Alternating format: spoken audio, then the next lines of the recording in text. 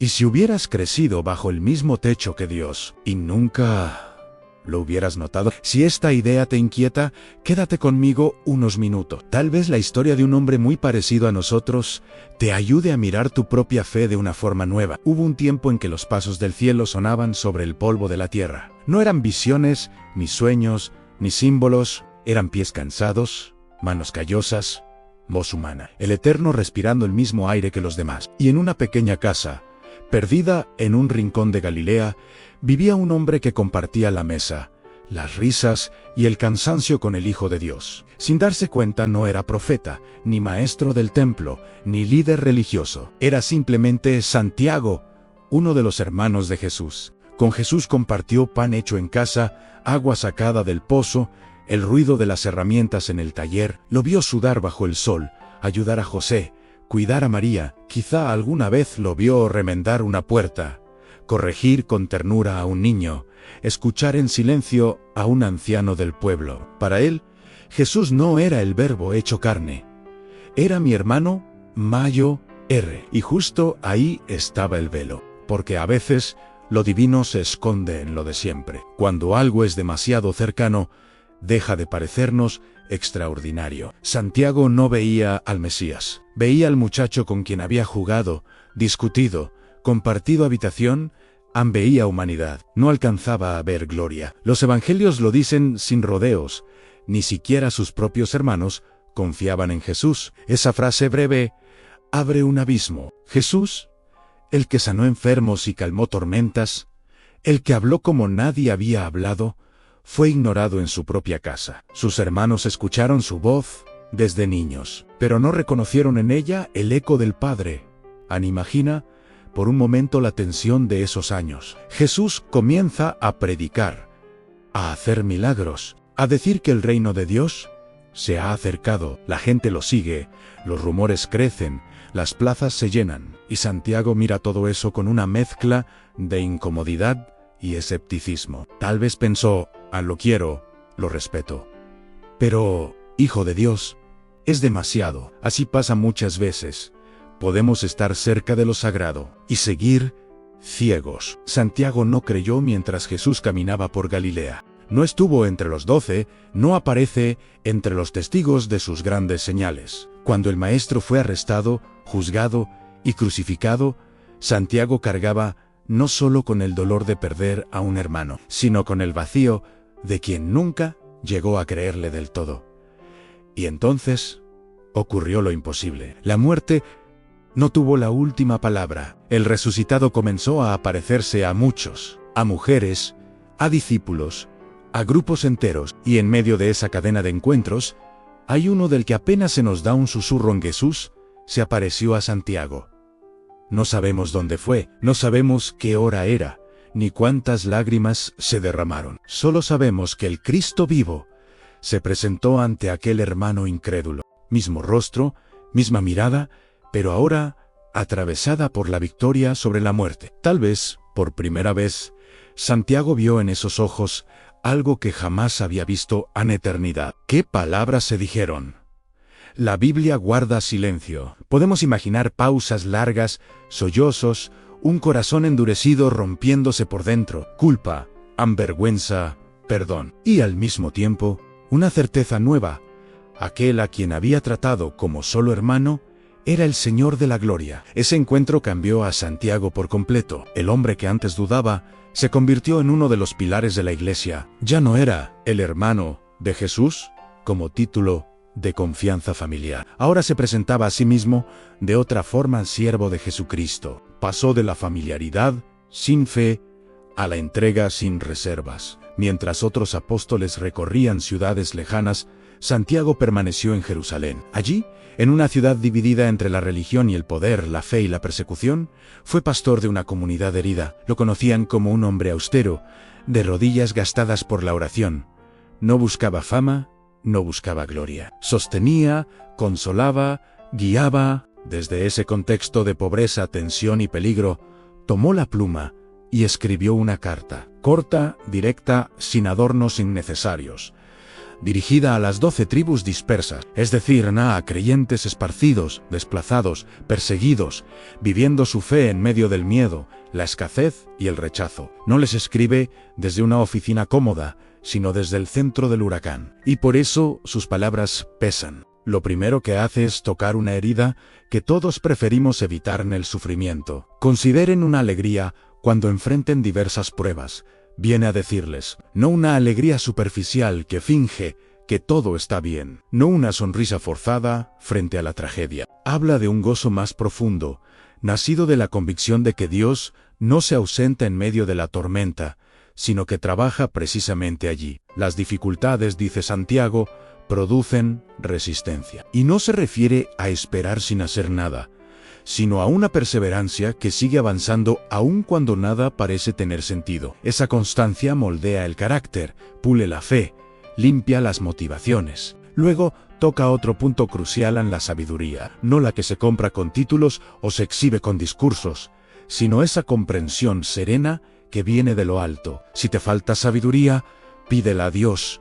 Insiste, pero pide con una confianza que no viva saltando entre la fe y la duda, como una ola agitada por todos los vientos. No describe eso a muchos corazones de hoy, saturados de noticias, opiniones y miedos, creyendo en Dios por la mañana y cuestionándolo por la tarde. Santiago no quiere discípulos fluctuantes, quiere creyentes firmes, no perfectos, pero sí coherentes. Por eso, muy pronto, se atreve a hablar de algo incómodo en el dinero. Habla del pobre y del rico, pero no desde la política, sino desde la perspectiva de la eternidad. En esta tierra, el pobre es ignorado y el rico es aplaudido, pero ante Dios, el que persevera en la fe, en medio de la escasez, será exaltado. Y el que confía en sus riquezas, descubrirá que su gloria se marchita tan rápido como la flor al sol. Sus palabras no están hechas para cuadros motivacionales. Golpean la comodidad de una fe que se acomoda al sistema. Para Santiago,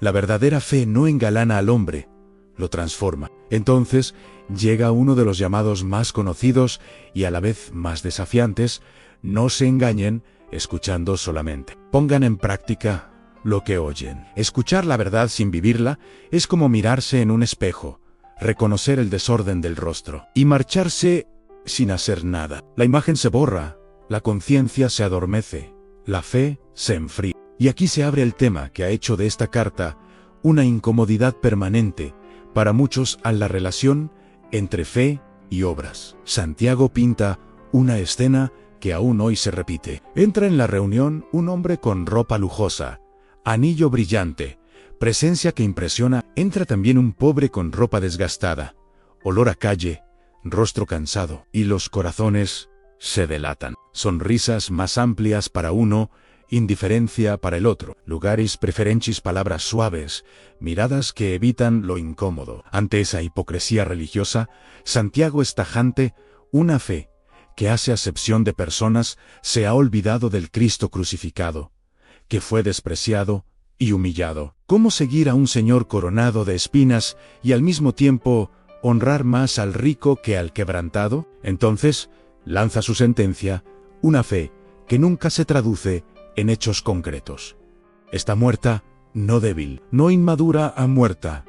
Imagínate decirle a alguien con frío y hambre en que Dios te bendiga, espero que te vaya bien, y no hacer nada más. Para Santiago, eso no es compasión, es vacío recubierto de palabras espirituales. De la misma manera, una vida que se llena de discursos sobre Dios, pero no se mueve por amor al prójimo, está perdiendo su esencia. Por eso recurre a dos ejemplos extremos: Abraham y Rahab, un patriarca venerado y una mujer extranjera de mala reputación. Dos historias muy distintas, pero con un punto en común: ambos creyeron, y ese creer los empujó a actuar. Para Santiago, esa es la marca de la fe genuina: no se queda en el corazón, abraza el riesgo, obedece, se ensucia las manos, pero no se detiene ahí. Luego dirige el foco a un lugar que todos conocemos bien: a la boca. Habla de la lengua como un pequeño timón que decide el rumbo de un barco enorme, como un freno diminuto que domina la fuerza de un caballo, como una chispa diminuta que puede quemar un bosque entero. Con las palabras levantamos pero también derribamos. Un comentario hiriente puede destruir una familia. Un chisme puede asesinar la reputación de alguien que nunca tendrá oportunidad de defenderse. Un insulto en el momento de mayor dolor puede alejar a un alma de Dios durante años. La lengua, dice, puede encender fuego de infierno o encender esperanza. Con ella adoramos a Dios y con ella despreciamos a personas hechas a su imagen. ¿Cómo puede salir agua amarga y dulce de la misma fuente? La contradicción lo indigna, no por moralismo, sino porque sabe que la boca revela lo que habita en el corazón. Y entonces añade algo inquietante: a nadie, por su propia fuerza, puede domar por completo su lengua. No se trata solo de esforzarse por hablar bonito, sino de una transformación interior. Solo cuando el Espíritu de Dios toma raíz en lo profundo, las palabras empiezan a cambiar de verdad. De ahí pasa a otra batalla silenciosa: el orgullo. Santiago mira las peleas, la envidia, las ambiciones que estallan en las comunidades, y va a la raíz. Nuestros conflictos externos exponen nuestras guerras internas. Queremos tener, queremos competir, queremos ganar, queremos brillar, y en ese intento nos alejamos del corazón de Dios. Por eso habla de infidelidad espiritual, querer ser amigos del sistema de valores de este mundo y al mismo tiempo amigos de Dios, an querer la corona sin la cruz, querer paz sin guerra contra el pecado, querer bendición sin rendición. Esa mezcla, dice, es imposible. Frente a ese orgullo, Santiago pronuncia una de las frases más hermosas de toda la Escritura. Dios se opone al soberbio, pero derrama gracia sobre el humilde. Todavía hay un camino abierto: acercarse a Dios, reconocer la doble vida, limpiar las manos, dejar de justificar lo que sabemos que está mal. No como un teatro emocional pasajero, sino como una decisión real. Incluso al hablar del futuro, nos recuerda que nuestra vida es como neblina que aparece un instante y luego se disipa. Nos creemos dueños del mañana. Llenamos agendas, trazamos planes, hablamos como si tuviéramos el control. Santiago nos invita a vivir de otro modo, conscientes de que cada día es un regalo. Y termina con una frase sencilla, pero cortante: saber hacer lo bueno y no hacerlo también es pecado. No solo fallamos cuando hacemos el mal, también cuando callamos, cuando nos cruzamos de brazos, cuando aplazamos indefinidamente lo que ya sabemos que debemos obedecer. Al final de su carta, vuelve otra vez al tema del dolor. No promete una vida fácil. Habla de paciencia, de aguantar como el agricultor que siembra llorando y espera la lluvia, de profetas que sufrieron, de Job que se quebró, protestó, se agotó, pero no soltó la mano de Dios. Recuerda que el Señor no es indiferente, es compasivo y misericordioso.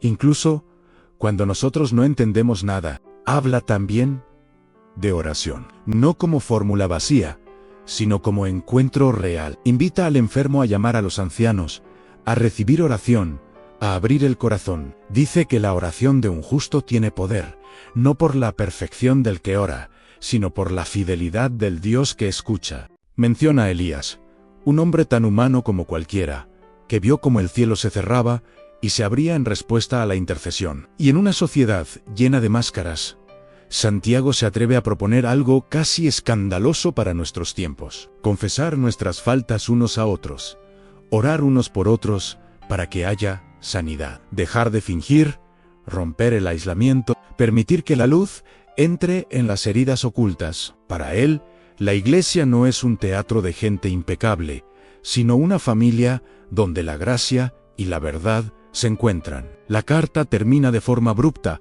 sin despedidas largas ni saludos personales. Cierra con una imagen: alguien que se ha extraviado y alguien que va a buscarlo. Para Santiago, una fe auténtica no se queda mirando desde lejos, va tras el que cae, lo levanta, lo acompaña. Pero la historia de Santiago no acaba con el último renglón de su epístola. Los relatos antiguos cuentan que, con el tiempo, su influencia en Jerusalén se volvió incómoda para quienes no soportaban el mensaje de Jesús. Lo llevaron a lo alto del templo, ese mismo lugar desde donde alguna vez se había querido tentar al Señor. Allí lo presionaron para que negara la fe y callara su testimonio.